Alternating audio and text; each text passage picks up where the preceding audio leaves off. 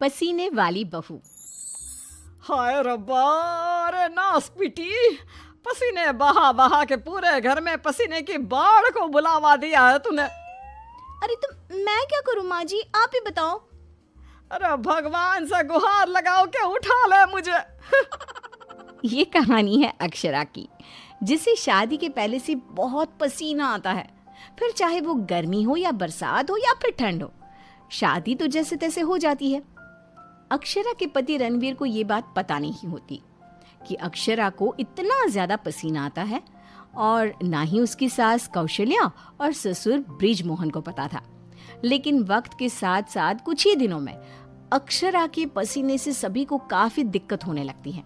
तो चलिए होते हैं रूबरू इस पसीने वाली बहू से। बहू, अरे ओ अक्षरा बहू, कहाँ मर गई? क्या हुआ माँ जी, बोलिए। अक्षरा पसीने से लदी हुई थी और उससे बहुत ज्यादा गंदी बदबू आ रही थी, जिससे सभी अपने नाक पर हाथ रख लेते हैं। हाय रब्बा, इतनी गंदी बदबू तो गटर की भी नहीं आती। सीरियसली यार अक्षरा, तुम्हारे पसीने की बदबू दूर दूर तक आ रही है। तो मैं किसी बर्फीले इग्लू में बैठकर खाना नहीं बना रही हूँ। इतनी गर्मी है, 2 मिनट गैस के सामने खड़े रहो तो पूरा पसीने से नहा लेते हो आप। इतनी भयंकर गर्मी है, अगर इतनी प्रॉब्लम है तो लगा लो ना रसोई में भी एसी।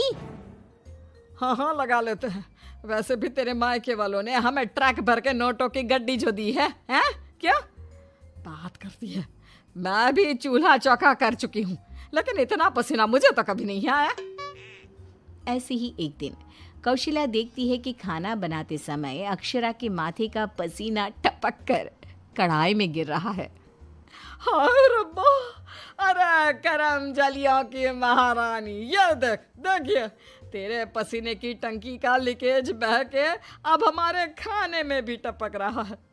अब अपना खारा पानी तू नमक के तौर पर इस्तेमाल करेगी क्या हमारे खाने में? माँ जी, मैंने जानबूझकर नहीं किया है।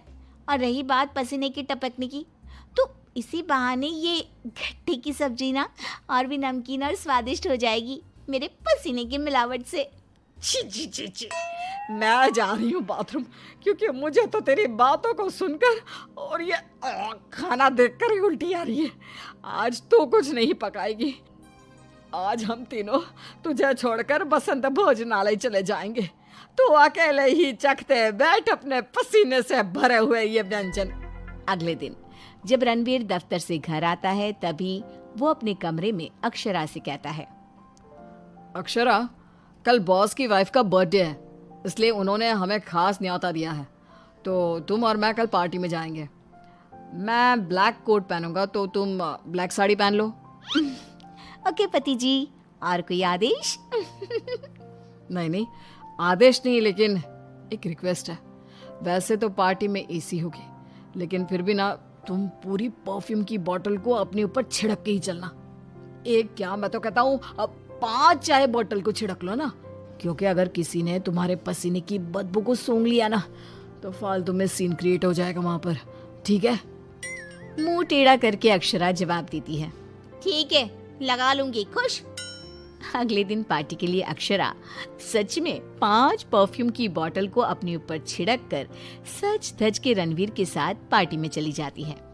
पार्टी में एसी थी, इसलिए पहले के 15 से 20 मिनट तो कुछ भी नहीं हुआ, लेकिन उसके बाद से जो अक्षरा को पसीने छूटने शुरू हुए कि बस वो पसीने से भीग कर गीली होती ही जा रही थी, और उसकी बहुत गंदी बदबू भी आने लगी, जिसको सुनकर पार्टी के गेस्ट आपस में बात करने लगे।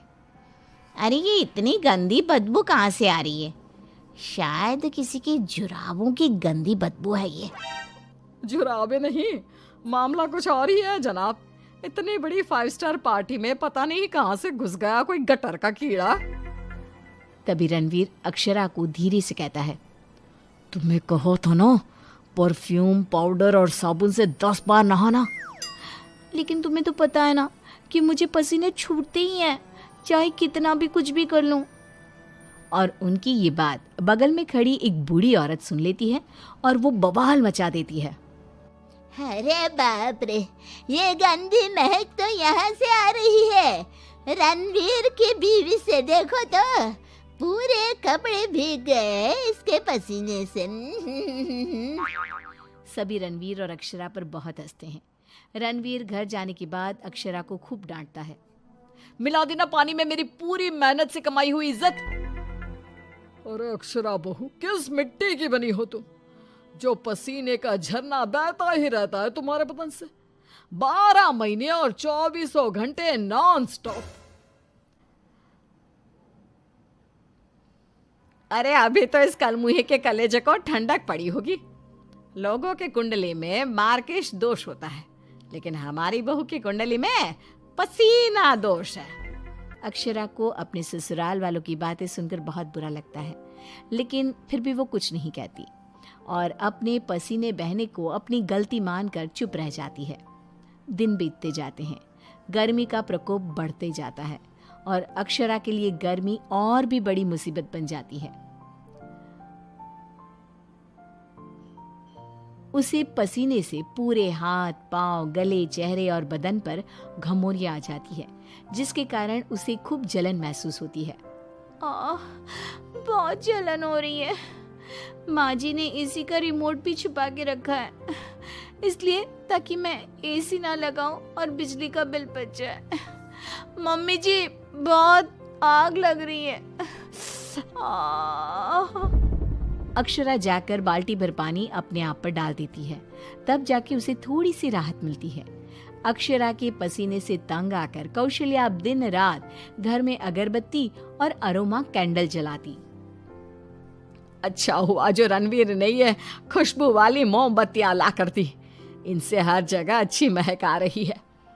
हाँ कौशल्या, बड़ी अच्छी सुगंध है, अगरबत्ती और मोमबत्ती दोनों की भी।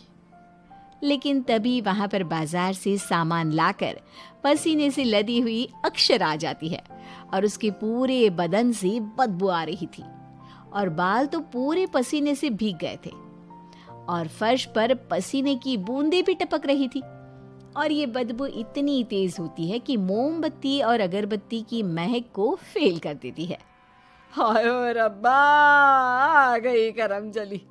इसके बदन के पसीने ने तो इतनी महंगी सुगंध वाली मोमबत्ती और अगरबत्ती के खुशबू के दांत भी खट्टे कर दिए। बाहर इतनी भीषण गर्मी है मम्मी जी, ऐसा लग रहा है मानो हम किसी ओवन में बंद हो गए हो और केक की तरह बेक हो रहे हो। उफ। दिन ब दिन अक्षरा का पसीना दुश्वार कर देता है सबका जीना।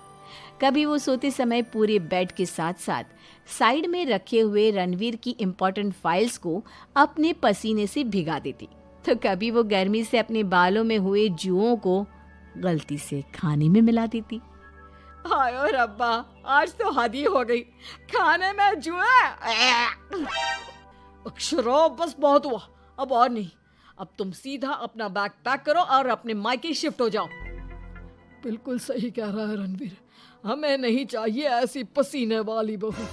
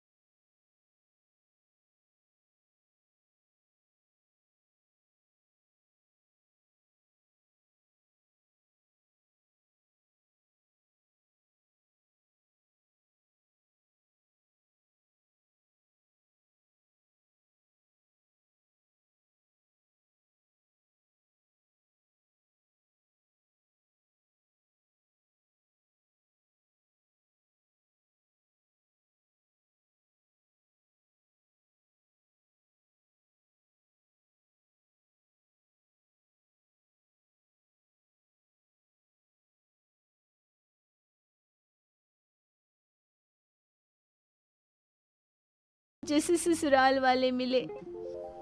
इस तरह ससुराल वाले आयुर्वेदिक उपायों से अक्षरा के पसीने की तकलीफ को मिटा देते हैं और अब उसे मामूली पसीना ही आता है और वो एक सुखी और चैन भरी जिंदगी बिताने लगती है।